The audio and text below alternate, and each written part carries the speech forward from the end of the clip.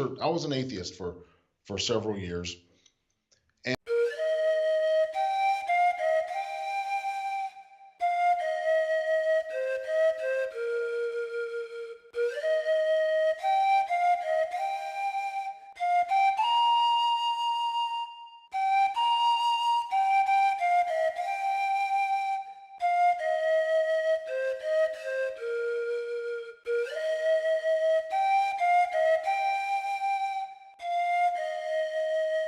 You have found why we are Christians. My name is Kent Philpott, and we're talking by Skype to Joe Taylor. Hello, Joe. Kent, how are you, my brother? I'm good. Where are you, by the way? You're back east someplace. I am in Cincinnati, Ohio, home of the Cincinnati Reds and the fledgling Cincinnati Bengals. Wow, yeah, okay. Well, Yeah. that's where we saw you in Cincinnati, wasn't it, Joe? We met at I think they call the old name for it, Kent, is ICRS, International Christian Retailer Show. Right. That's where you and I first met and developed a long distance friendship. We've touched base here and there, and yeah, we met in Cincinnati, Ohio. I was lucky enough to have the show here. I think that same show is in Nashville this year. Right. We saw you in Nashville just a few weeks ago, Joe. We did. And Yeah. at the National Religious Broadcasters, and that was a pleasure. And yeah, I love Cincinnati. We went to the ballpark there in Cincinnati and saw the Reds play the Cubs. Nice. Now, Nice. Yeah. NRB was really interesting this year. I've been for the past 3 years as a member of the press there because of my show on Faith's Edge. But it was probably more energetic this year than I remember in years past. yes. Now, is that possible that this was the year that Kent Philpott was there? I don't know. Maybe it's a coincidence. Well, Joe. So now, where'd you grow up? Do you grow up in Ohio? Since Cincinnati, Ohio. I born and raised here in Cincinnati, Ohio. I love this city. It's right in the heart of everything. Easy to fly in, easy to fly out, easy to travel to. Everything I want is within a 5-10 hour drive. So yeah, Cincinnati, Ohio is home to me. Well, I love the area. Ohio, Kentucky, Indiana, that tri-state area is one of the Yeah. best places in the world to be, in my opinion. Yeah. Tell us a little bit about your family, if you would, Joe. Just as sort of background to get to know you a little bit. Well, I grew up on the west side of Cincinnati. My just kind of your average run of the mill middle class suburban family on the west side of Cincinnati. If you know anything about Cincinnati, it's divided into the east side and the west side, and never the two paths shall pass. And but I am a transplanted east sider now. But I grew up on the west side of Cincinnati, very very German, very conservative side. Most people on the west side of Cincinnati never move further than 2 blocks from where they grew up. I grew up in the 1980s there in Cincinnati. Kent, I was a metalhead of the child of the 80s. Okay. Long hair and cut off T-shirts and heavy metal music, Iron Maiden and Black Sabbath and Ronnie James Dio and Judas Priest and all those guys. That's All right. how I grew up. Wow. Okay, Joe. Did you go to church when you were a kid growing up there? We were what do they call them? Creasters? What's that word I'm looking for? But we went Christian and Easter. Christmas and Easter. We went Christmas and Easter. Oh, I got you. Okay, Joe. Yeah. Yeah. Christmas So we were Eve. Creaster Christians. We Okay. went Christmas and Easter, and that's about it. Never a overtly religious household, not overtly Christian. Just did it out of we were cultural Christians, I guess you would say, Sure. because we had, if we had the title ourselves, that's what the title would have been. Okay. So you didn't have much of a God concept at that period. No, well, my early ideas of God, if I thought there was a God, and we'll talk a little bit later, maybe Kent, but I in my early 20s, I became an atheist, whatever became an atheist means. But my early concept of God was just this ticked off, angry old guy that didn't want anybody to do anything. That You're was not God to alone me. in that one. Yeah, that's pretty Yeah, much that how was God to me. I thought about it too.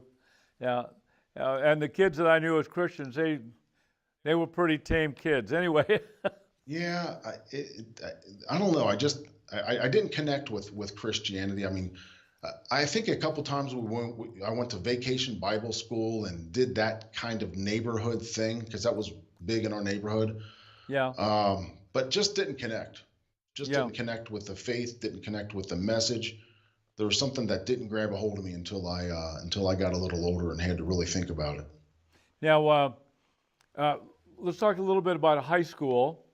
Hmm. What's the name of the high school you went to? I went to Oak Hills High School. Okay. Oak Did, Hills High School. Yep. did you play any sports? I wrestled. You Yep. wrestled. I wrestled in high school, I can see that and you got a. I remember you. You got a wrestler's build. yeah, Yeah, you were stout to the tough. You were ground, low probably center of tough. gravity.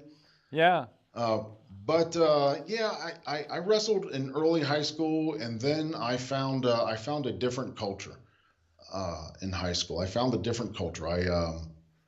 Uh, I was pretty rambunctious. Let's just put it that way. When Well, I was in high school and in those you early won't say years. anything more about it, Joe, than that. You rambunctious.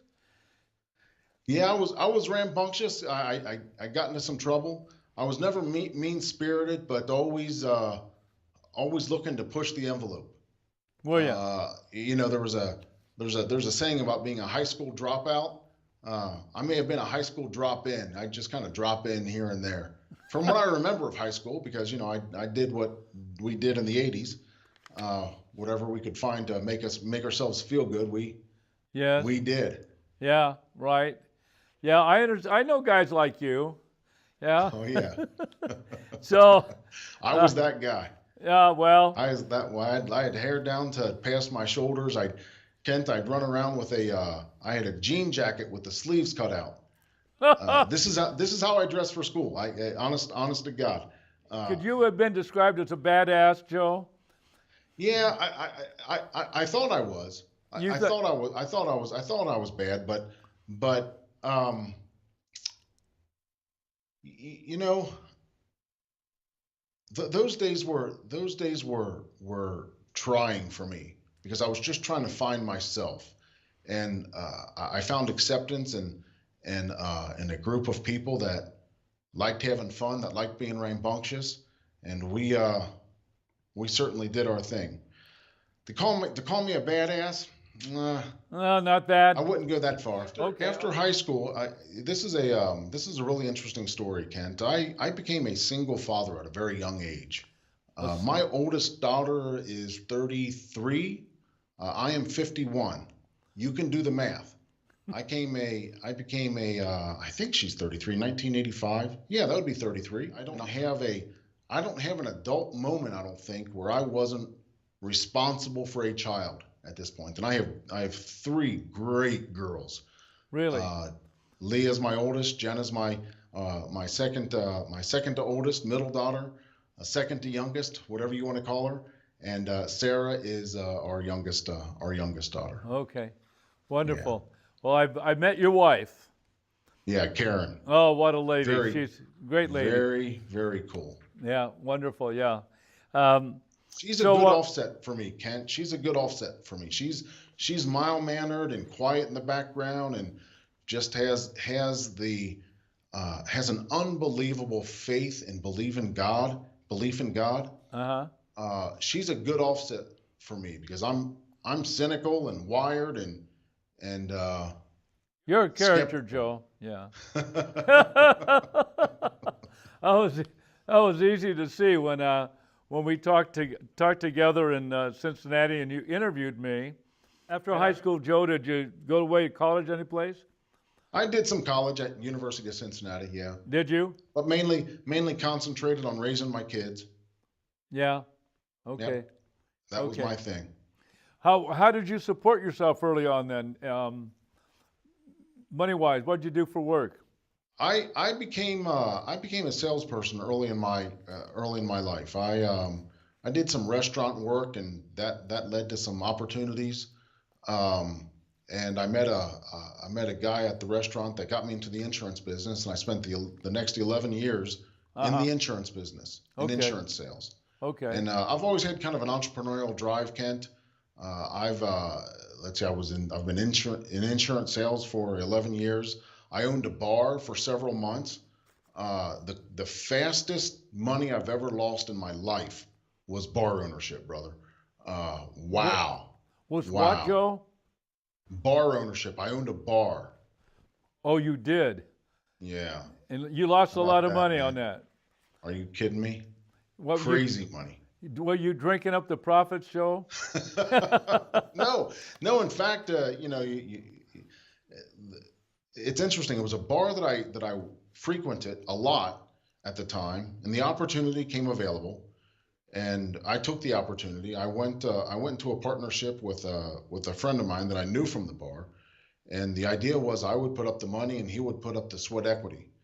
Well, that didn't quite work out. The money was there, but it went fast.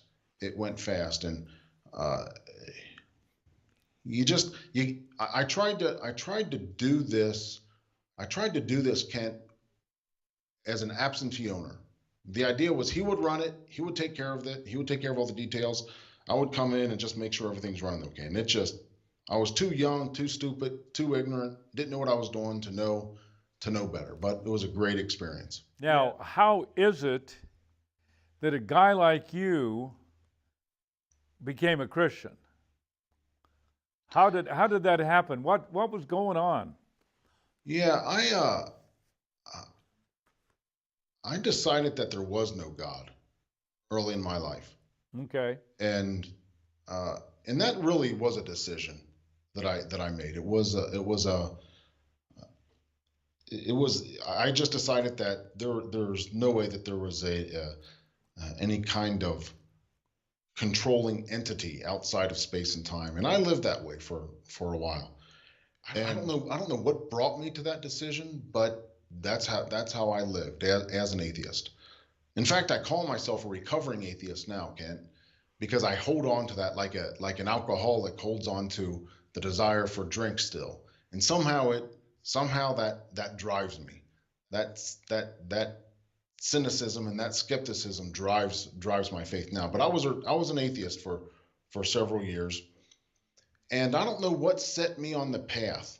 Uh, One day I said, if I'm going to be an atheist, I better make sure that this thing is right. So I gave, and at risk of sounding arrogant, I gave God a chance, and I said, okay, let's see what this God thing is all about. So I went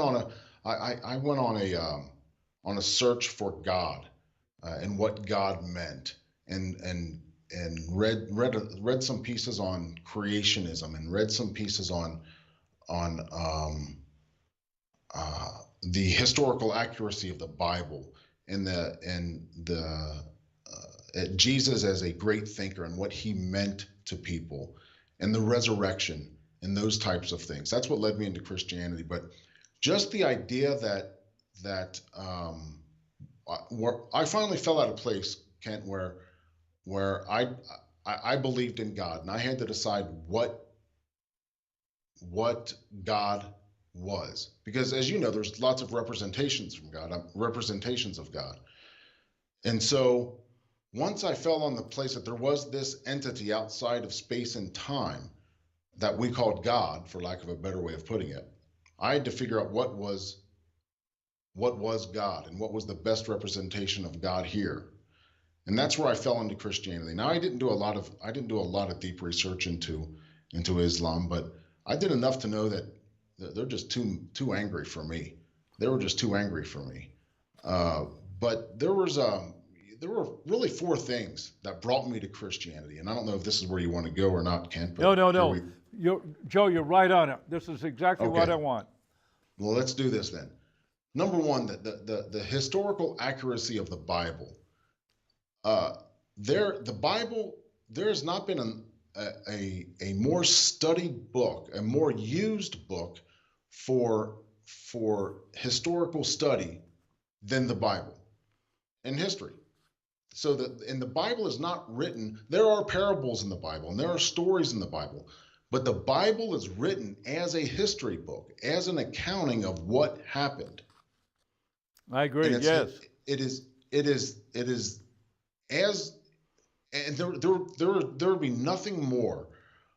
There would make some sections of science, and there there would be, let me word this the right way. They couldn't be happier if they could disprove the Bible. But every archaeological study that's ever been done only proves the Bible. They are finding time and time again the places that the Bible talks about. Um, the walls of Jerusalem, the walls of Jericho, those types of items over and over again. So the historical accuracy of the Bible. But let's talk about Jesus Christ for a second. Mind if we talk about Jesus? Oh, let's do. That guy? Jesus has had of all great thinkers, and I thought I was that guy that said, you know what, Jesus is a great thinker. He was a great man of history, and if he was a man of history, he was a great philosopher, but one of many great philosophers. But here's the problem: there is not a philosopher, and let's just call Jesus that for now. There's not a great philosopher in history that spoke to the human condition like Jesus Christ did. At our core, we have this desire for forgiveness and grace and acceptance. We do everything for those things. Yes. We lie, cheat, steal. We do everything for grace and forgiveness and acceptance. And Jesus brought that, and his ability to convey that human experience, he did that like no other. He did that like no other philosopher. And then we look at the third thing that really drove me was the authenticity of the resurrection. Yes. Now, as a believer, this is our linchpin, dude. This is, if we screwed this up,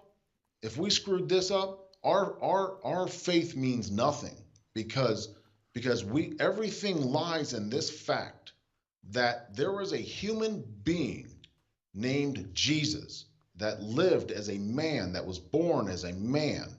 He was a human being alive. He died and came back to life. And we as Christians say only God can do that. And there is no event more studied, more ridiculed, looked at with more skepticism than the resurrection of Jesus Christ, and it's never been disproven. That's true. It's never been disproven. It is a fact of history in the same way that the Declaration of Independence was signed. It is a fact of history that there was a man named Jesus that died outside of biblical accounts. There are extra biblical accounts. You read stuff like I think Pliny the Younger, Josephus, those guys all speak to Jesus and his miracles and being raised from the dead. And he wasn't just seen to a couple of people; he was seen by hundreds of people.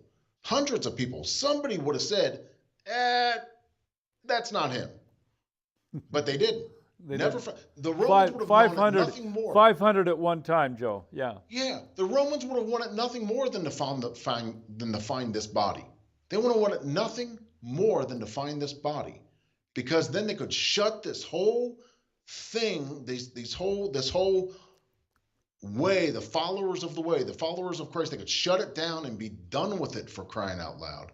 They had roads to build and things to do. They didn't want to mess with this anymore. And the Jewish people sure didn't want to mess with this anymore. Nothing would have made them happier than to find the body. They didn't find the body. Why? Because he was raised from the dead. And that is a historical fact. So, fourthly, I'm sorry, man. No, go. Here's one of the things that there are several linchpin things for me. In all of the world religions, and you could probably confirm this more than I can, Ken, of all the world religions, Christianity is the only world religion, is the only religion where God comes to man.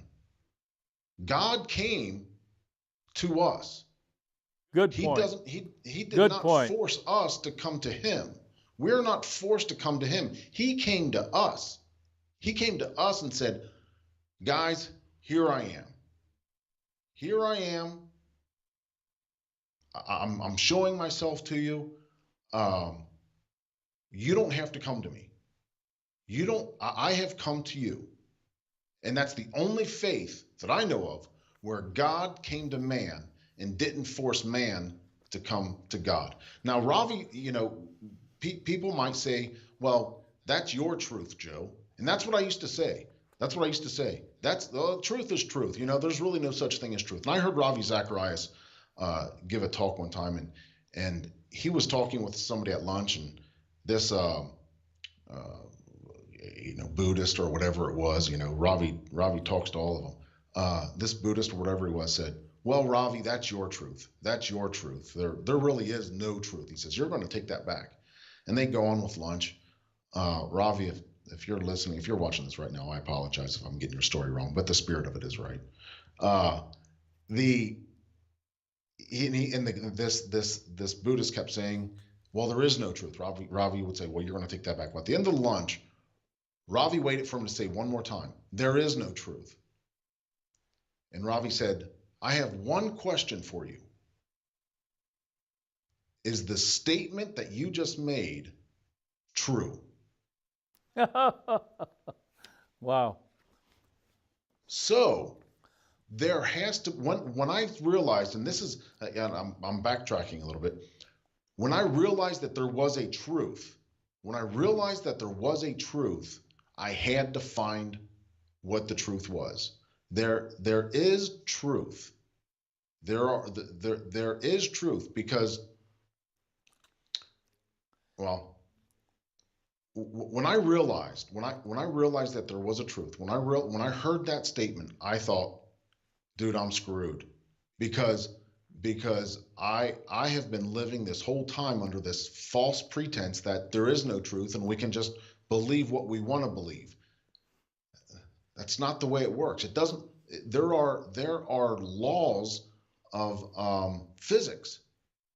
God has made this world with laws of physics. Why would the spiritual world work any differently? There are laws, and one of those laws is there is truth. Truth exists. Truth is a thing.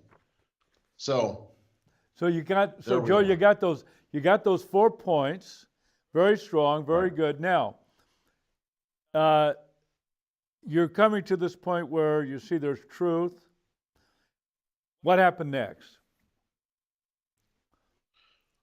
Well, what happened next is I started studying. I started studying people like William Lane Craig and Ravi Zacharias, and some writings by C.S. Lewis, Yes. and such. And I came to faith. When I gave my life to Christ, it was a long. It wasn't a very It wasn't the emotional event like many people have. It was a long, drawn out, methodical, logical process. And now I am very emotional about my faith now. When you think of the gravity of what was done on the cross, and if you really believe that happened, you cannot help but be affected emotionally by it. But I came to faith in a very logical process. And once I did that, my wife and I got at the time we got baptized, and it's been a fight with me and faith ever since. Huh. Now, How about that? Most people would say, and I've been living in the glory of God and the glory of his blessings ever since. Listen, man, I live in cynicism and skepticism. It drives my faith. My wife, I envy her so much because God has blessed her with faith. She believes, and she just believes, and that's that. Me, my cynicism and my skepticism drive my faith. Can't, because I'm forced to review these facts that brought me to Christianity. I'm forced to look at the logic behind it, the logic behind the universe, the odds, and I can't quote them off the top of my head right now, but the odds that we are even here are astronomical. They're beyond any kind of reasonable um, statistical any kind of reasonable statistical probability. There's a couple 10-cent words for you. You know, Joe, I've often said that if I weren't a Christian, only option would be atheism. And so Yeah. that was the only ism I was ever really tempted with, and that was just atheism, because it made a certain amount of intellectual sense, and some of the big names, the big people in the culture were moving in that direction. Now, did you get involved in any church at that point? After Yeah, we started attending a small church on the east side of Cincinnati. Um, Went there fairly regularly. Then my daughter started going to a church. I think we went to I don't remember quite. I think we actually went to a Christmas service, if I remember right, a Christmas Eve service, and then that drew us to the church that we've been going to for the past 20 plus years, Mount Okay. Carmel Christian Church on the east side of Cincinnati, Ohio. Now you got baptized there? No, I got baptized at Amelia Church of Christ. Okay. In baptized in Amelia Church of Christ in Cincinnati. But we moved from Amelia Church of Christ. I can't quite remember why we moved, but yeah, They and didn't then baptize we you in moved the on to Ohio Mount Carmel River, did Christian they? Church. I'm sorry, I didn't hear you, Ken. Did you get baptized in the Ohio River? Isn't that the river that No, runs through there? no. Yeah, you'd have to take a long hot shower if you want to get baptized in the Ohio River. That thing's filthy. It was filthy at the time. But I believe in two things about baptism. Um, I don't want to get into the whole debate about do you have to be baptized to be saved. I think the Bible is clear that baptism is an important part of the process. Is it the go no go? I don't think so. I agree. Joe, I The agree the with you. Yeah. but it's important, dude. It's important. If somebody came to me and said, "Hey, Joe, I want to give my life to Christ," I would say, "Let's do it, man. Let's say the prayer. Let's give your life, and let's go get baptized." Because that's the model that Jesus gave us. That's the model that Jesus gave us. But is it a go no go? God's not that much of a jerk. I agree. Joe, we've come to the end of the first program. Now, What? next time we're going to get into, I see the sign behind you, on Faith's Edge, and we want to talk about some of the people you've interviewed. Joe, thanks. We're going to be, you hang on there a little bit in Cincinnati. We're going to be right back to you. So this is the end of our first program. Be looking for the second program with Joe Taylor on why we are Christians. So long.